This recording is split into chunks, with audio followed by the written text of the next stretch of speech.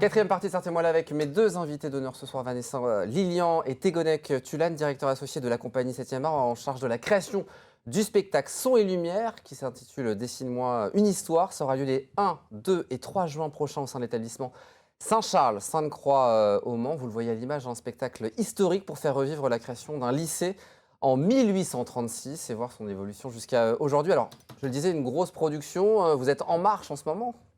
On peut le dire. On est en grand galop, en marche. Grand galop. Vous m'avez coupé de court. Alors, la compagnie 7e acte. J'ai dit quoi? Pardon, on m'a pas dit dans l'oreille qu'on reprenait, donc j'étais un peu perdu. 7e acte, je m'en excuse. Il n'y a pas de souci, comme un acte de théâtre. Bien sûr. Oui, on est un peu dans une forme de grand galop, qui est même un galop levé, c'est que le temps avance, mais les comédiens et les figurants, donc les comédiens, c'est la plupart sont du lycée, c'est des lycéens. On a quelques comédiens extérieurs aussi.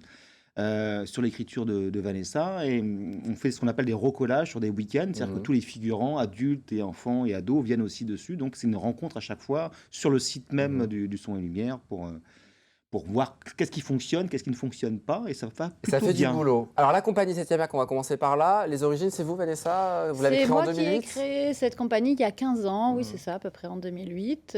Tégonec m'a rejoint il y a une dizaine d'années. 2012, oui, ça doit être ça à peu près.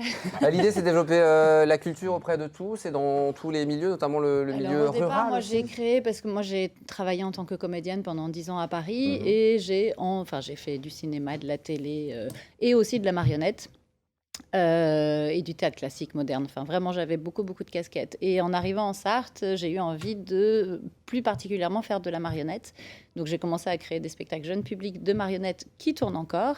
Et de fil en aiguille, en fait, quand Tégonec m'a rejoint, on a eu ce type de projet d'écriture, de son et lumière, de choses très diverses. Et voilà, donc maintenant, je ne saurais pas mettre une étiquette à cette compagnie, juste qu'on fait avec beaucoup de passion. Vous faites des spectacles d'un côté, et puis aussi, du coup, c'est création à côté, comment on peut appeler ça? Il y a les spectacles que nous, on crée pour nous, que je joue ou que l'on joue, et il y a aussi des mises en scène. Des commandes d'écriture. Des commandes d'écriture, de mise en scène, voilà. Et vous êtes spécialisé dans ces fresques historiques. Comment c'est venu cette idée-là de dire, voilà, on va se lancer sur la fresque historique? C'est un moyen aussi de rassembler les gens autour de l'histoire? Je crois que c'est parti de plusieurs choses. C'est parti d'une appétence, tout simplement, aux gens. Et à l'écoute de ce qu'ils sont, du patrimoine qu'ils représentent, et puis de d'où ils viennent.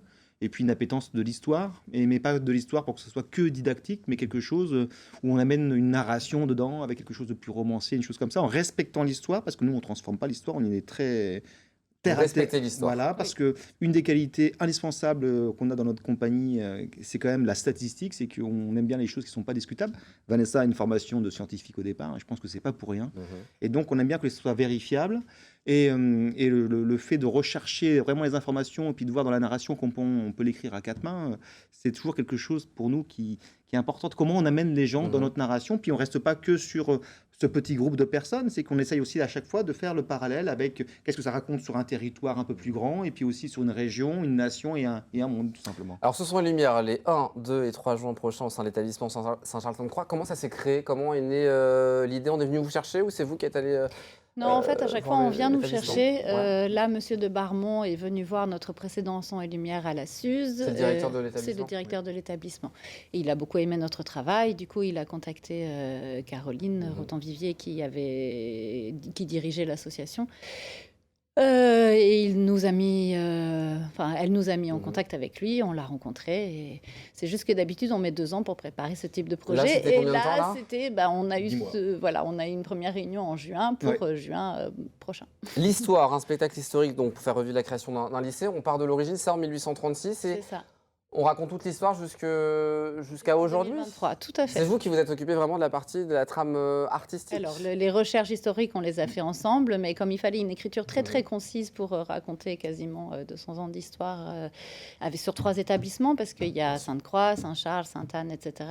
Et c'est vrai que peut-être de par ma formation scientifique à la base, mais je sais être très concise, tout en ayant quand même du romanesque, de la dramaturgie, etc. Mais c'est une grande fresque. Et comme l'a dit Tégonec, on a inclus aussi l'histoire du Mans, l'histoire de la France. Il y a toutes les guerres. Enfin, c'est d'une densité historique très importante. Oui, On parle du titre, pardon. Oui, non, mais c'est parce que, comme le dit fort bien Vanessa, c'est qu'on parle de Saint-Charles-Sainte-Croix, donc tout le monde pense au lycée Sainte-Croix, mais tout à l'heure, on a parlé avec le précédent invité, le maire de Chemérène-Gaudin, c'est que Sainte-Croix était une commune qui était limitrophe du Mans. Donc le code Bien napoléonien, sûr. ça a été l'absorption de Sainte-Croix par la ville du Mans, quoi.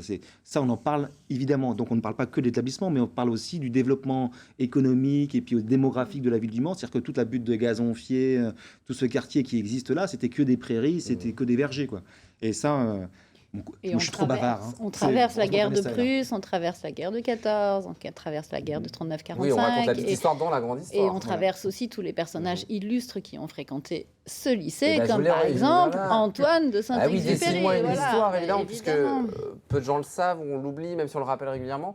Antoine de Saint-Exupéry, écrivain aviateur, a été prodige élève de, Tout à fait. de cet Et ce n'est pas le établissement. seul, il y a Alors, c'est pas le seul, il y en a plein Il d'autres. y a eu Hervé Bazin aussi. Enfin, Alex il y Lippert. en a beaucoup d'autres et on fait, dans le texte, en fait, je fais alors beaucoup de clins d'œil à Antoine de Saint-Exupéry, évidemment, mais on fait Mais des pas clins que. d'œil, mais pas que. Samuel du tout. Chevaux aussi, qu'on connaît bien dans la librairie Bulle, Exactement. qui a fait ses études au sein de cet établissement. Tout à fait. On va les retrouver du coup ces personnages tout au long de Il a passé l'histoire. son aussi. bac en 1980. Et voilà, c'est vrai. On l'embrasse ce soir. Il y a aussi évidemment la trappe technique. Alors là, c'est spectacle. Il y a des images d'époque projetées en façade, des scènes équestres, 45 comédiens, 150 figurants de tous âges. Vous dormez, Tégonec? Pourquoi faire Pourquoi faire? Non, non, non. Oui, bien sûr qu'on dort. Bien sûr qu'on dort et on rêve. Et justement, à partir de l'écriture de Vanessa, où on avait des images communes au départ, et puis heureusement Vanessa était là vraiment pour l'écrire et bien concis, c'est qu'après on essaie de projeter nos rêves. Comment on fait des tableaux, comment on fait cette chose. Et là, très vite, on s'est dit, on avait déjà utilisé du mapping sur d'autres sons et lumières, et là, on a vraiment une volonté, on s'est dit, quelle esthétique on va réussir à mettre dessus. Il y avait Saint-Exupéry, il y avait d'autres choses, et puis c'était quand même un peu en lien avec la ville du Mans, et Nicolas Boutruche, du coup, est devenu une évidence pour nous. On l'a proposé au chef d'établissement puis à l'OGEC. Ils ont dit bingo, on y Qui est va. un spécialiste du mapping, hein, Qui est Nicolas. alors, qui est non seulement un spécialiste du mapping, mais c'est aussi c'est de la photographie, c'est un regard, c'est une chose comme ça. Donc là, on est en train d'essayer de tous d'accord avec nous tous sur notre rêve. C'est-à-dire qu'entre les rêves de Vanessa, les miens et puis ceux de Nicolas, il faut accorder on fait une Faire harmonie. des concessions parfois aussi. Il n'y a pas trop de concessions. Je ne pense pas qu'on puisse dire qu'il y ait des concessions, mais des fois, on est très gourmand en rêve et qu'on est, comme dans toute création artistique, on est obligé de faire ce qu'on appelle des deuils. C'est-à-dire qu'on fait des choix, tout simplement. Le spectacle va durer combien de temps 2 heures. 2 heures, du coup. Ça sera donc à la nuit. Ça commence à 21h45 pour qu'effectivement on puisse voir le mapping, enfin les lumières, que ça ressemble à un spectacle, qui est les lumières de Sony Aupin et le mapping de Nicolas Boutruche. Voilà. Il y a une billetterie, helloasso.com, ou aussi le site internet saint-charles-sainte-croix.org. On va vous mettre l'adresse pour réserver vos places. Tarif 12 € pour les adultes, 6 € pour les enfants. Un mot avant de se quitter. Juste préciser donc effectivement on peut acheter directement sur Hello Asso, mais si les gens veulent acheter directement et pas faire ça par internet, ils peuvent aller à l'accueil du lycée. Bien sûr, Il y a Angélique qui les accueillera et qui leur vendra des places directement. Formidable, Angélique. C'était bien de le manière, préciser. Concrète. Un mot, puisque vous avez un programme très chargé. Il y a la parade qui est annoncée pour ce week-end. Et oui, j'étais en êtes. réunion ce matin, Ouais. parce que donc, je suis ce qu'on appelle le metteur en rôle principal, le chef de parade. Donc, toute une programmation pro et puis de toutes les associations de tous les quartiers du Mans, parce que nous, on habite Le Mans et puis on aime Bien cette sûr. ville. Donc, c'était important de continuer à faire cette parade qui est devenue le grand carnaval. C'est ce week-end, c'est quasiment 800 paradeurs. On rappelle les horaires. 20 heures, pardon. 20 heures, départ de la parade.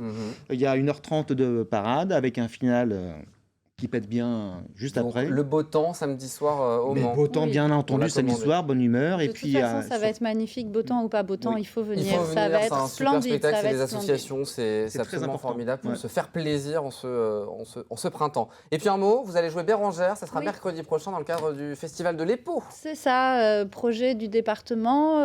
C'est Arnaud Jousset, parce que je donne des ateliers à Saint-Calais. Et Arnaud Jousset, le directeur, m'a demandé de m'occuper de la partie oratorio d'une œuvre écrite par Benoît Menut.